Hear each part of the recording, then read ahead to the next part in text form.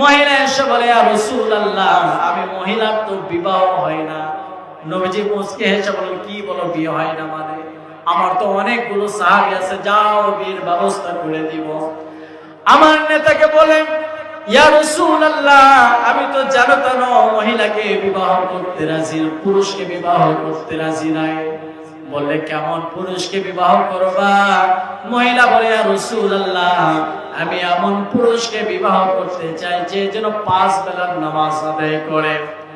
এমন আমি অনেকজন পুরুষকে বিবাহ করতে চাই, সে যেন রমজান মাসে রোজা রাখে। শুধু 5 ওয়াক্ত নামাজ পড়লেই চলবে না, তাকে সারাটা বছর কিয়ামুল লাইল করতে হবে।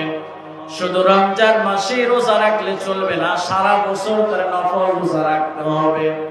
এই কথা বলার পরে নবীজি মুস্কি হেসে বলে, ও মহিলা, এ কেমন প্যাসের প্রশ্ন করলা?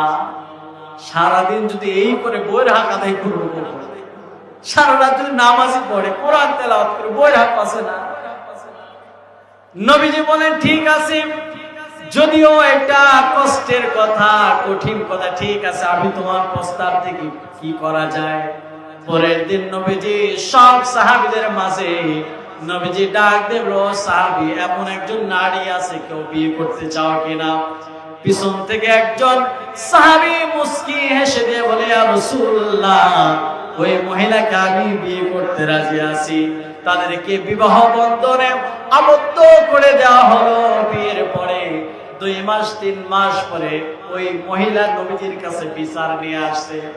ইয়া রাসূলুল্লাহ, যতগুলো শর্ত দিয়েছিলাম এটা পুরোটাই মানে না, সারা রাত নামাজও পড়ে না, ঘুমায়, সারা বছর তো রোজাও রাখে না। মহিলা বললেন, নবীজি বলেন, ও মহিলা, যার নামে নালিশ এনেছো ভেবে চিন্তে নালিশ দাও। তোমার স্বামী হতে পারে, সে কিন্তু আমার সাহাবী। বিচারকের দায়িত্ব একজনের পক্ষে শোনা না, 2 জনেরই শোনা। একজনের কাছ থেকে না, 2 জনের কাছ থেকে? 2 জনের কাছ থেকেই শোনা। নবীজি বললেন, একা তোমার কথা শুনলে চলবে না, 2 জনকে হাজির করো। স্বামীকে হাজির করা হলো। নবীজি বলল, সাহাবী, তোমার বউ যতগুলো শর্ত দিয়েছিল তুমি নাকি কোনোটাই মানো না, এটা কি সঠিক?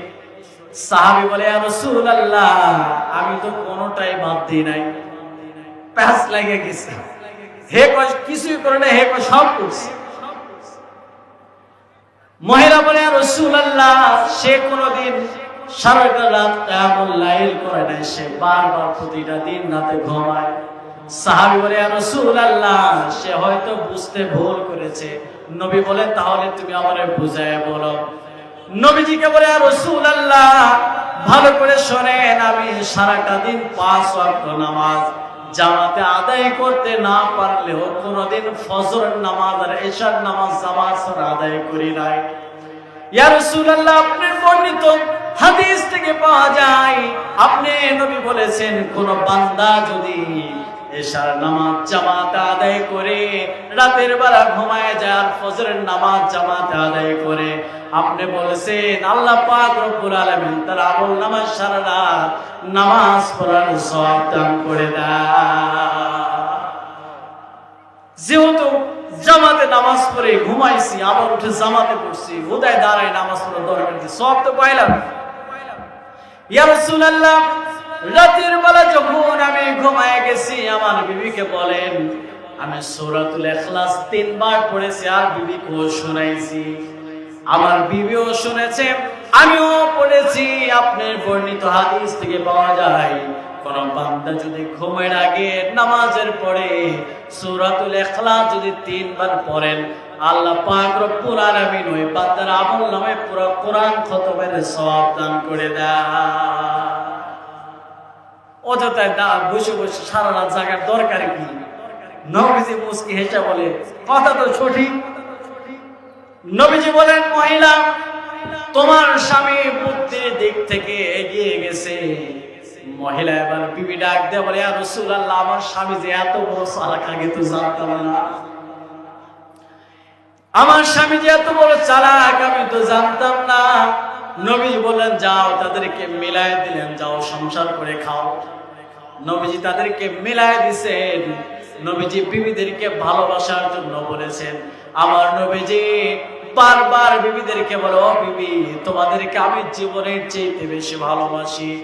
নবীজির কাছে একদিন 4 জন বিবি আসলেন, এসে বলে, ইয়া রাসূলুল্লাহ, আমরা 4 জন বিবি গন্ডগোল লেগে গেছি, বলেন তো আপনি কারে সবচেয়ে বেশি ভালোবাসেন?